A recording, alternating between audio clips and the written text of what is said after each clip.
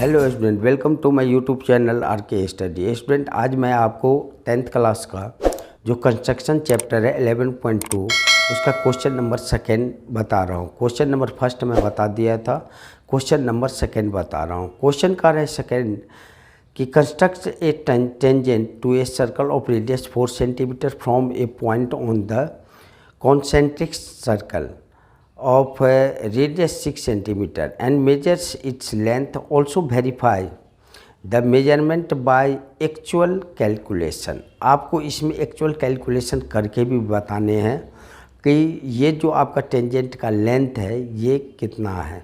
तो सबसे पहले इसमें दो वर्ड आया, एक कॉन्सेंट्रिक सेंटर। कॉन्सेंट्रिक सेंटर उस सर्कल को कहा जाता है जिसका सेंटर जो है सो दो सर्कल का क्या होता है, एक ही होता है। तो एक तो आप 4 सेंटीमीटर रेडियस का सर्कल खींचने हैं, एक 6 सेंटीमीटर का रेडियस मानकर आपको एक सर्कल खींचने हैं। तो सबसे पहले आप 4 सेंटीमीटर का आप एक रेडियस खींचिए, फिर 6 सेंटीमीटर का रेडियस खींचिए और उसके बाद आपको इस पर एक टेंजेंट खींचने हैं। तो सबसे पहले 6 सेंटीमीटर 4 सेंटीमीटर का आपको एक सर्कल खींचने हैं 4 सेंटीमीटर का।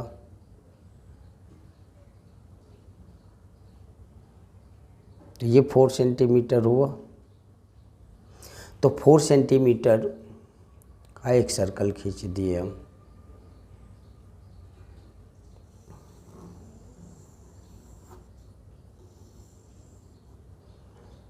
ये हो गया आपका 4 सेंटीमीटर।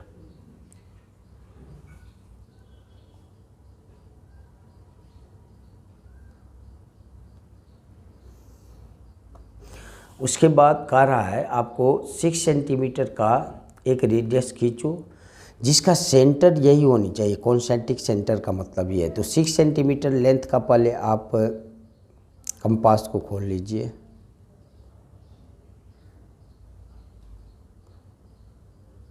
ये 6 सेंटीमीटर है।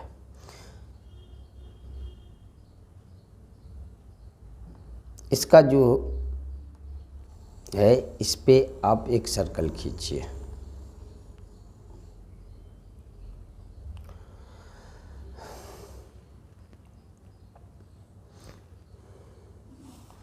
मान लीजिए आप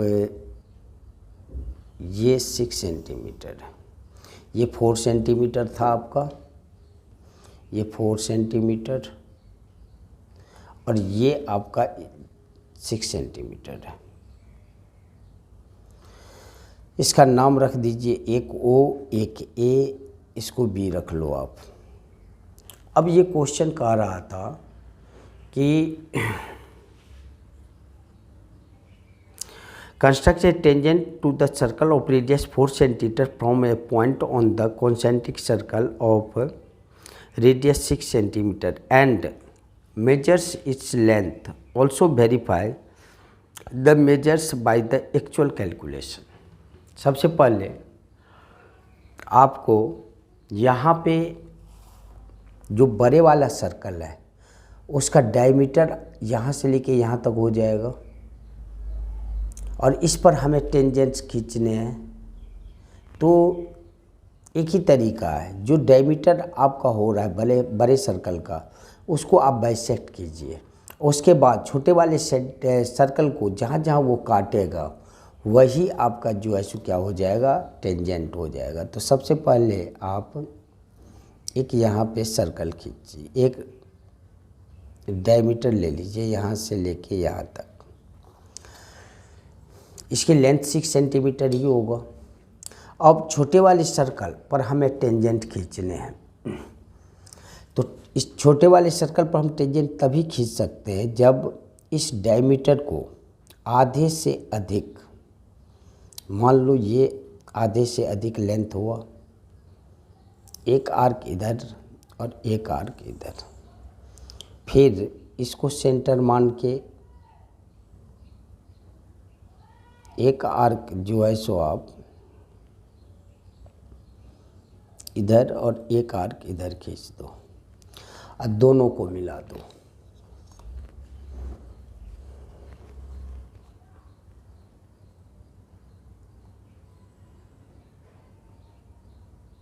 बस मिलाना आप सही से, पॉइंट एकदम सही होनी चाहिए।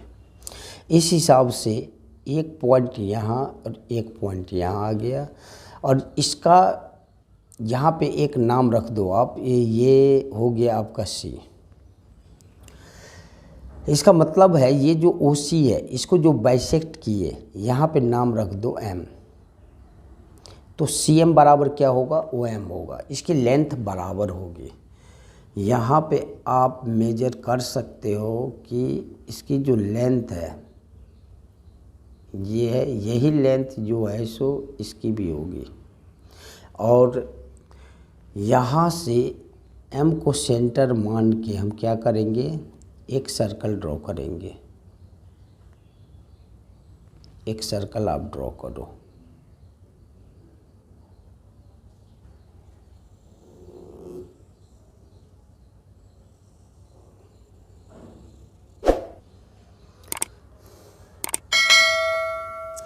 यदि आप बाइसेक्ट सही किए हैं तो 100% सेंटर से होके ही जो है सो सर्कल जाएगा।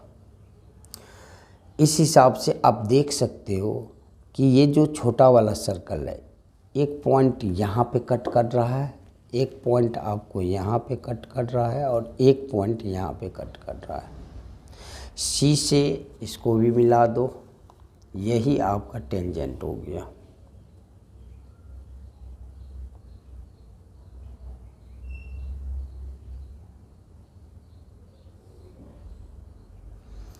और एक जो है टेंजेंट आपका ये हो गया।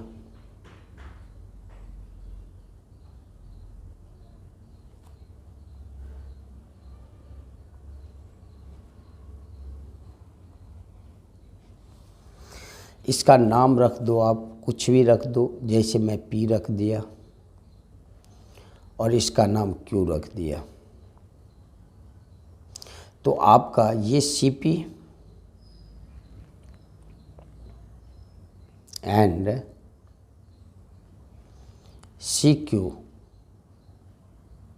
Are required tangent. Required tangent.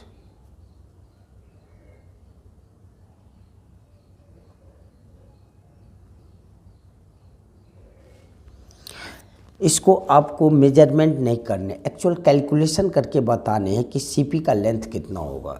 इसका एक ही तरीका है। सबसे पहले सेंटर से रेडियस को, सबसे पहले एक रेडियस आप यहाँ पे खींचिए। उसके बाद ये जो आपका ओपी है, जहाँ भी आपको टेंजेंट को कट कर रहा है उसे पॉइंट ऑफ कांटेक्ट करते हैं। यहाँ 90 डिग्री का एंगल बनता है। तो पाइथागोरस थ्योरम से आप कर सकते हैं कि इसके सामने का जो साइड्स है, जो आपका ओसी है, ये क्या हो जाएगा, हाइपोटेनस हो जाएगा। और हमें लेंथ निकालना है किसका, सीपी का। तो सीपी बराबर जो है सो क्या आप लिख सकते हैं, एक line from Pythagoras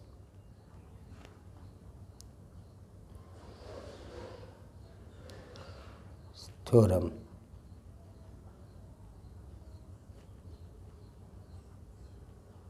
Pythagoras theorem हमें क्या कहता है, एच स्क्वायर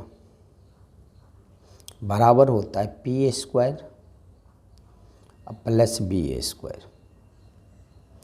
और हमें निकालने क्या है, इसके 90 डिग्री के सामने का जो साइड है यह हाइपोटेनस होगा, तो इसको पी या बी मान सकते हो। तो सी पी बराबर क्या हो जाएगा, मतलब यहाँ पे आपका एच क्या है, ओ सी है, तो पहले लिख लो ओ सी स्क्वायर बराबर सी पी स्क्वायर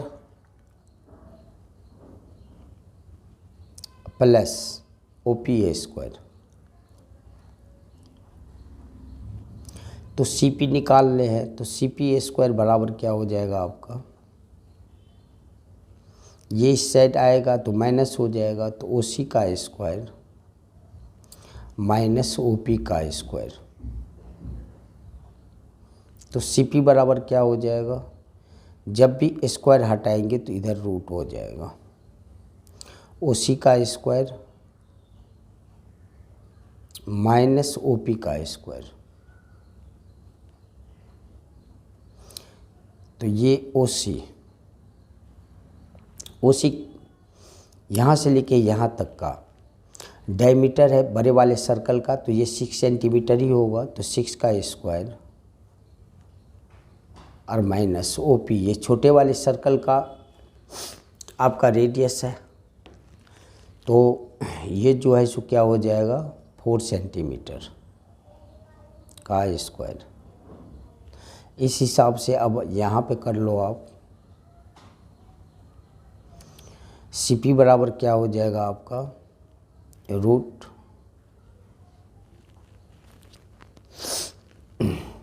36 माइनस 16। तो ये आपका हो गया रूट कितना हो जाएगा ये 20। इस 20 को आप लिख सकते हो 4 × 5। तो 4 का जो है सो परफेक्ट स्क्वायर होता है कितना होता है 2। तो ये हो गया 2√5। इस हिसाब से आपको CP का लेंथ आपको पता चल गया कितना है 2√5। अब आप जो CP का लेंथ होगा वही CQ का लेंथ होगा, इसलिए आप लिख सकते हो CP बराबर CQ कितना हो जाएगा 2√5। यदि आप स्केल से मेजर कर रहे हो तो ये कितना आ रहा है आपका